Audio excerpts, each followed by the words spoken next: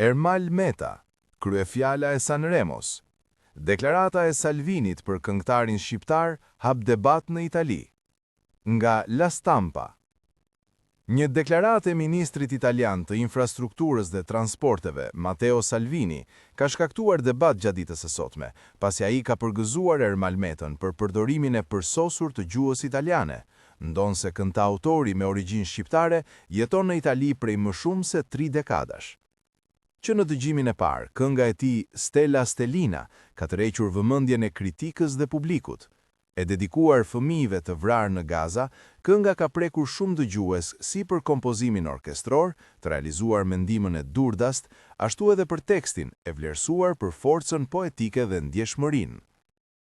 Më një deklaratë publike, Salvini shkroi: "Komplimentet e mia për Ermal Metën dhe përdorimin e tij të përsosur të gjuhës italiane. Në Itali jetojnë dhe punojnë miliona gra dhe burra të lindur në një vend të huaj dhe integruar në mënyrë të shkëlqyer në shoqërinë tonë. Për mua janë të çmuar dhe mirëpritur.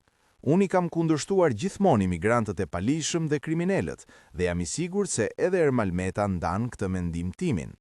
Një përqafim për popullin krenar shqiptar, rroft Sanremo, gjuha dhe muzika italiane." Megjithatë, deklarata është konsideruar nga shumë si një gaf, pasi Meta u zhvendos në Itali me familjen e tij kur ishte 13 vjeç dhe që prej asaj kohe ka ndërtuar jetën dhe karrierën e tij artistike në Itali. Vetë këngëtari ka folur shpesh për procesin e gjatë të integrimit dhe kërkimit të identitetit mes origjinës shqiptare dhe realitetit italian. Një ditë para nisjes së festivalit të Sanremos, gjatë një interviste, ai u shpreh: "Ka pasur një kohë kur ndihesha i ndarë mes dy botëve, nuk e kisha përthithur plotësisht kulturën italiane dhe një pjesë e jetës sime më përparshme ende rezistante. Jeton në ekuilibër me dy përbërës brenda vetes dhe nuk di cili do të mbizotroj."